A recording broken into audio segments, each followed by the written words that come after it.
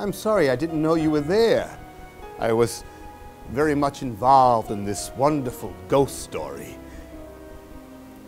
What's that you say? You'd like to hear a ghost story? Well, I'd be happy to tell you one. Why, I'm going to tell you a story that happened to me a very, very long time ago when I was a small boy. I call it a ball of yarn. Now, a long time ago when I was a small boy, and let me tell you, that was a long time ago, I loved going to the library. And while at the library, I loved reading ghost stories. And one afternoon, as I left the library, I boarded the bus to go home. And while in the bus, I was going through book after book, reading these wonderful tales. I got so involved in the stories, I forgot to get off at my stop. Well, I kept on reading and reading book after book when suddenly I heard the bus driver call out, "Everyone off the bus! This is the last stop." Well, I looked up from my book and looked out the bus window, and I had no idea where I was. Why, I was so involved in my reading, I forgot to get off at my stop. I looked up and shouted, "Bus driver, excuse me, but this is not my stop." "Well, that doesn't matter. Everyone gets off here. Everyone off the bus!" So I gathered up my books and I got off the bus. And as the bus sped away into the darkness, there I found myself on this strange, dark street corner. I had no idea where I was. Well, I started to walking backwards and began to turn around when suddenly I bumped into the strange old woman. Pay attention, young man. Look where you're going. What's the matter, can't you see? You almost knocked me over. Young people have no respect. Just worry. As the woman sped off, I noticed she had dropped something from her hand to the ground. "Ma'am, excuse me, you dropped something." But as suddenly as she had appeared, she had also vanished. She had dropped a ball of yarn. Why, it was just a common ball of yarn. I was just about to toss it away when suddenly I felt it. I felt that ball of yarn tremble. I felt that ball of yarn move as if something was inside of it. I dropped it to the ground again. But I was curious. I had to know what was inside. So I began to unravel it. Strand after strand, I unraveled that ball of yarn. And all the while, I could feel something inside throbbing, something moving at the very core. I had to find out what was at its center. I kept on unwinding and unwinding and unwinding. And finally, I could see something hidden amongst the strands of yarn. Why, it was a piece of paper. Why, what could this mean? I started to unwind and unwind faster and faster until I had it in my hand. Why, it was a note. I opened it up and the note read, "Stop unwinding." Why, what could this mean? I should have dropped it to the ground right then and there, but I had to find out what this meant.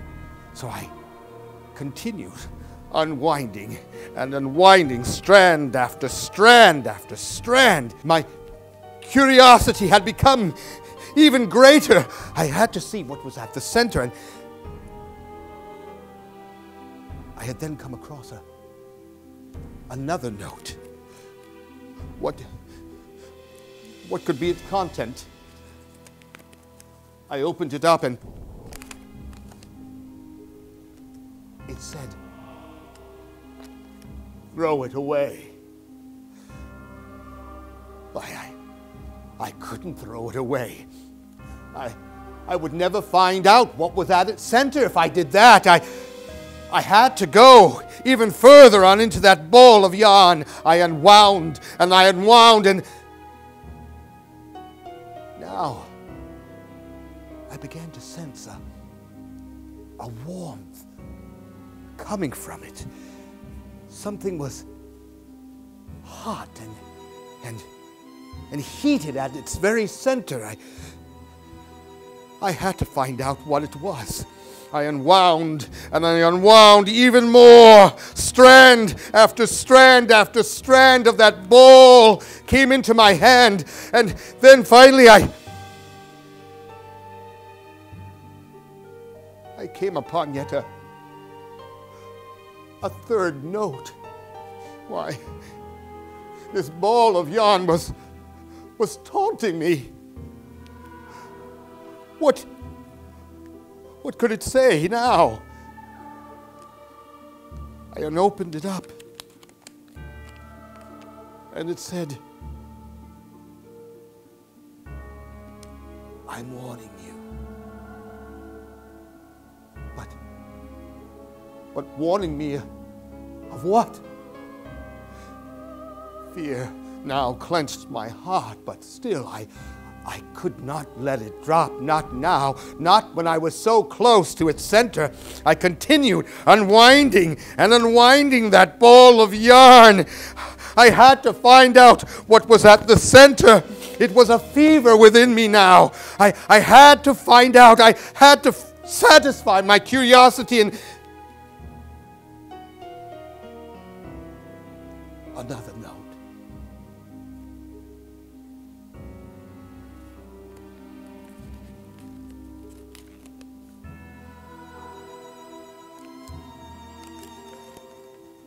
This is your final warning. Should I drop it? Should I throw it away? Should I forget all about this ball of yarn? Why, as much as I feared it, I could not let it go. I had to find out what was at its core. I continued unwinding and unwinding that ball, and it got smaller and smaller. I had to get to the center, and another note. I opened it up. Too late! But I wasn't at its core yet. I had to find out what and unraveled that ball until finally there was not a strand left, and That's mine! What's the matter, Sonny? Can't you read?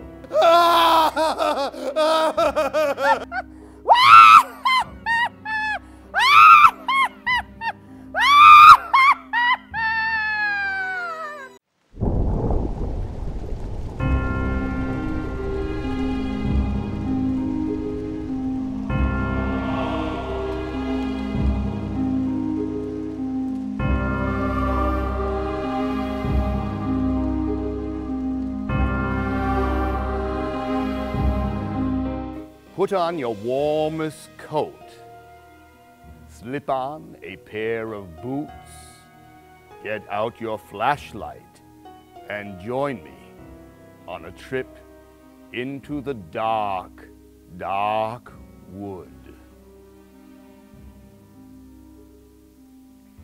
In the dark, dark wood, there was a dark, dark path.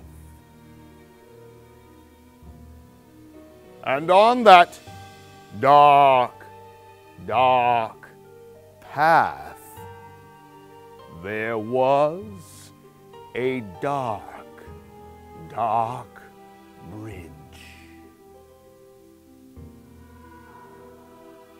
Across that dark, dark bridge, there stood a dark, dark gate. And through that dark, dark gate,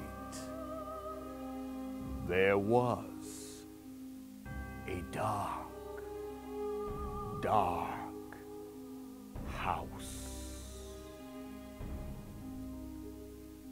And in that dark, dark house,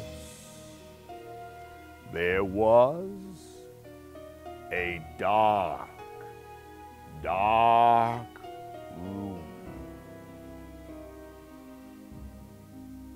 And in that dark, dark room, there was a dark, dark key. And that dark, dark key opened this dark, dark cupboard. And inside of that dark, dark cupboard, there was this dark, dark shelf.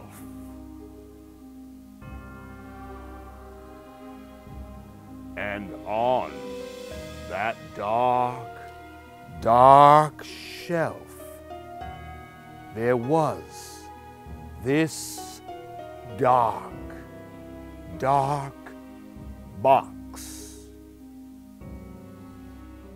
And inside of that dark, dark box, there was a ghost!